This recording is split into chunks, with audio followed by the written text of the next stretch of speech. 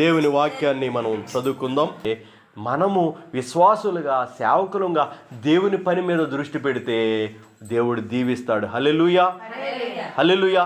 ఈ దేవుని పని ఇలా జరుగుతుంటే మరి కొంతమంది గుసగుసలో, కొంతమంది రకరకాలుగా మాట్లాడుకుంటుంటే వాళ్ళు నష్టాల పాలు తప్ప, దేవునికి విరోధముగా రూపింపబడి రాజ్యాలు కూలిపోయాయి, రాజులు కూలిపోయారు, ప్రాణాలు కోల్పోయారు.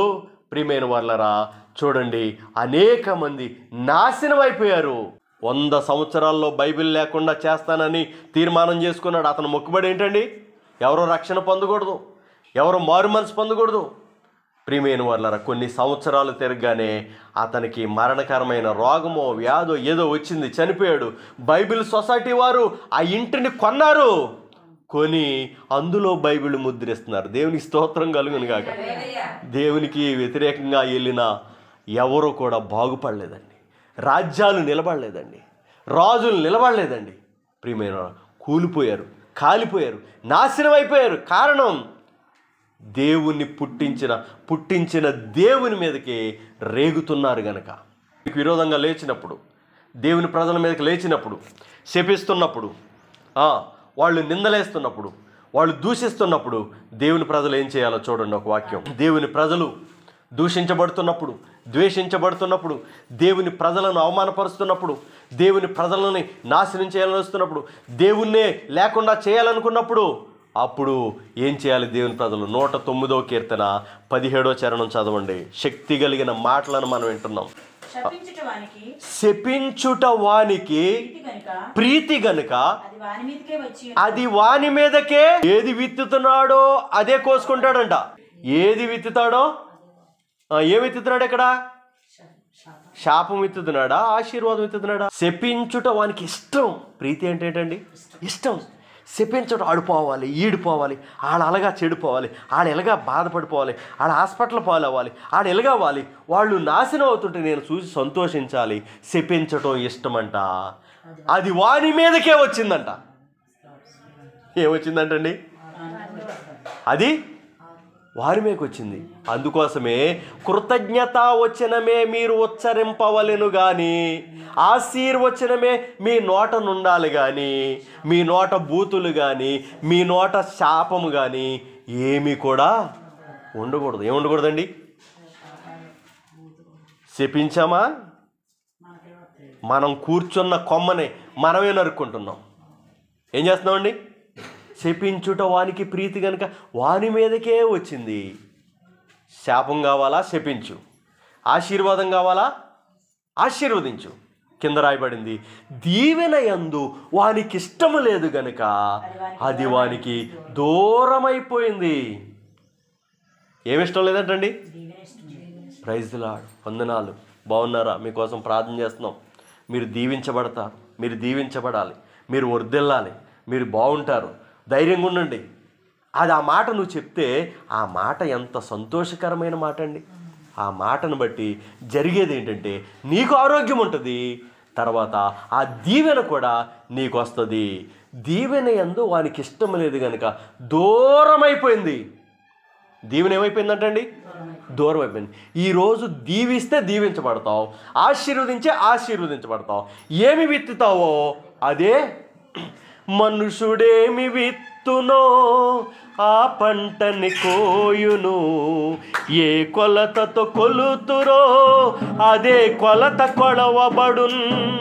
మనుషుడేమి విత్తునో ఆ పంటని కోయును, ఏ కొలతతో కొలుతురో అదే కొలత కొలవబడున్. తెలుగు రాసిన పత్రిక 6వ అధ్యాయంలో ఉంటుంది. మనుషుడు ఏ పంటను విత్తుతాడో అదే పంటను చూడు. దీవిస్తే దీవించబడతాం, ఆశీర్వదిస్తే ఆశీర్వదించబడతాం, ఇస్తే తీసుకుంటాం, బిగబడితే బిగబట్టబడద్ది. వాక్యోపదేశం పొందువాడు ఉపదేశించువానికి మంచి పదార్థములన్నిటిలో భాగమియ్యవలెను. వాక్యోపదేశం మీరు ఏం పొందుతున్నారు? మీరు పొందుతున్నారా? ఆదివారం ఇక్కడ ఇలాంటప్పుడు పొందుతున్నారా? వెస్లీ చెప్తున్నాడా? అమ్మగారు చెప్తున్నారా? అప్పుడు వాక్యోపదేశం పొందే మీరు మీ కుటుంబాల్లోకి వచ్చిన శ్రేష్టమైన వాటిని మందిరాల్లోకి ఏం చేయాలంటండి? భాగం ఇవ్వాలి, తీసుకురావాలి. అప్పుడు ఏం జరుగుద్ది? కిందకు చూడండి. మోసపోకుడి, దేవుడు ఎక్కిరింపబడు. మనుష్యుడు ఏమి విత్తునో మనుషుడు ఏమి విత్తునో ఆ పంటనే కోస్తావు. మందిరంలోనికి శ్రేష్టమైన వాటిని సనుగు కొనకయు గొనుగు కొనకయు హృదయమైన మంచి మనసుతో తీసుకుని వస్తే దేవుడు నీ కుటుంబాన్ని ఆశీర్వదిస్తాడని అక్కడ వాక్యము సెలవిస్తూ ఉంది. మనుషుడేవి పంట విత్తునో ఆ పంటనే కోయును. నువ్వు విత్తితే కోసుకుంటావు. దేవునికి మహిమ కలుగునుగాక. హల్లెలూయా. దేవునికి స్తోత్రం కలుగునుగాక. ప్రియమైన వాళ్ళరా, మొన్నటి దినం శనివారం సువార్తకి పిలిచారు ఒక చోటకి. పిలిస్తే ఏం జరిగిందంటే అక్కడ జరిగిన విషయం ఏంటంటే 3 రోజుల మీటింగ్స్. శనివారం ఉదయం మీటింగ్లో ఉండాలి, సాయంత్రం సువార్త చేయాలి మాతో పాటు అని చెప్పారు. మీటింగ్కి వెళ్ళాను, సువార్త చేశాను. వేరే అతను వాక్యం చెప్పారు, వాక్య పరిచయం చెప్పారు.